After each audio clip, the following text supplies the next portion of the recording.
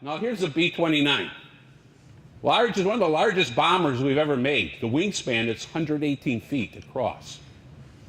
Tremendous machine. Then we have Operation Hugo, and not to be confused with the car, right? Which was also another way of invading or cutting off the road from Burma to China. The Burma Road was bringing in quite a few supplies to the Chinese units. The British and the United States was resupplying Chiang Kai-shek through this roadway.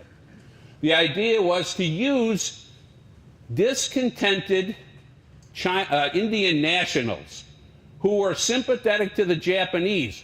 They were only sympathetic to the Japanese because the Japanese hated the British. And the Indians hated the British even more because they viewed them as a colonial power. So approximately 40,000 captured Indian troops turncoated under led by Japanese General Reina Mutaguchi and General Bose, who is an Indian national. They came over to the Japanese side, and they were the primary forces to attack on the Burma Road. Now, if you have any idea, the Burma Road is probably a compliment because it's hardly a road. A series of back trails. Very high, mountainous, difficult to traverse, cutting through jungle territories in many places. Very tough terrain. It is not very hospitable terrain. So when the operation kicks off in March of 1944, you have the Chinese being attacked under Operation Igo, and we have the Hugo operation attacking on the Burma Road. But there's really no coordination by the Japanese in either case. Instead of coordinating their attacks, they're leading them as separate attacks, and that doesn't go too well. Well, they use these Indian nationals in the hope to sweep down the Burma Road, control the Burma Road, and then eventually attack India. Their thought is if you're attacking India, that's going to end up diverting troops, diverting vessels over to India to support the British. But the British are very lucky. Now here's a little map that we have. This is the Burma Road, cutting in and eventually heading over to China. Now, the British have an able general who has figured out how to stop the Japanese. He's been training his troops for a long time on jungle fighting. And he has figured out a strategy. Don't have to defend the whole Burma Road. What you have to defend are two key points: the cities of Kohima and Imphal. If you have those two cities, you will plug up the road and the Japanese will be stopped. That general is General Slim. Now, he looks like your prototypical British general, right? I'm looking for the swagger stick. I haven't seen it yet, but I'm sure it's there somewhere.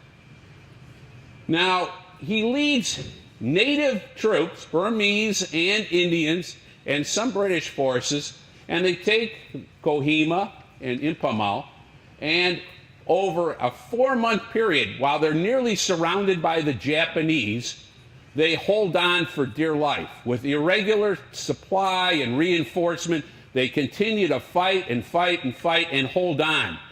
In the meantime, the Japanese are taking a beating because two things are happening. They're in the jungle. Disease is real high. Number two, supply is real difficult. And number three, this force that they're facing is very tenacious. By the time 80,000 Japanese went in, by the time they left, 20,000 came out.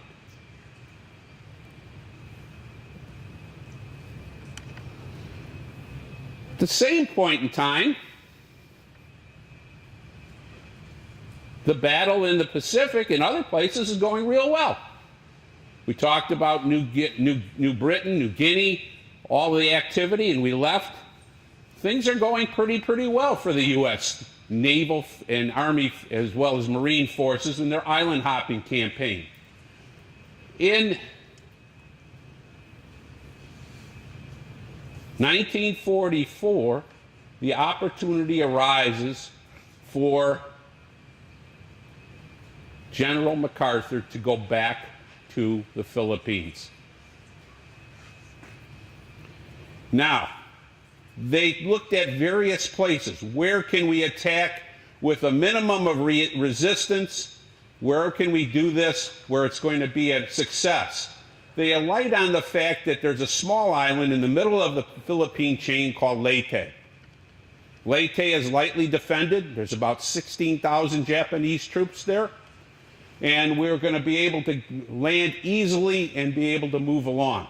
Now remember, the United States, by this point in time, has a great fleet. The power has switched over to the U.S. in terms of superiority of the seas. We have quite literally carrier groups that exist now, many of them. And what I'm going to show you in a second will give you an idea. The idea is to take the forces in by ships, land them on Leyte, and support them with the battleships. But the Japanese have other plans. Their navy has been diminishing. They only have a limited number of carriers left, and they have 2 huge battleships, the 2 largest battleships in the Pacific. One's the Yamato, which has 18-inch guns. We looked at the guns the other day when I was showing last week the force of those guns on the U.S. ships. The Japanese had bigger guns. Now, the idea was to launch the attack on Leyte, right in the center here, and then be able to move out with Mindanao being the biggest island, where Manila is, as the last island, realizing that that is the greatest defended island that the Japanese would have their forces on in the Philippines. The idea was to put a spear kind of into the center of the mix. Now we have the other carrier groups working their way up through the center of the Japanese perimeter with the hope of hitting Japan. And of course they had stopped at the Marianas last time we had spoken about the Pacific. Now they're going to head up and try to complete the cycle, heading for the Japanese home islands.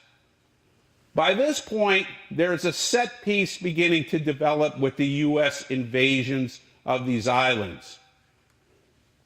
We use our Navy. We bomb the heck out of those islands before we land. Then we dispatch our Marines and Army units using landing craft, get a toehold in on the beaches, and then fight our way in. Now, it's been working fairly decently because a lot of these places have not been very wide. They've been flat. There hasn't been much.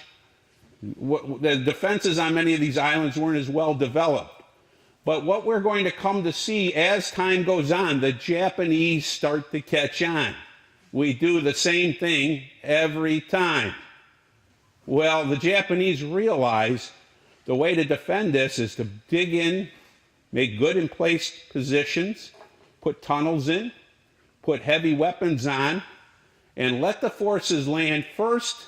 Don't greet them with much gunfire or oppositional fire, and then give it to them.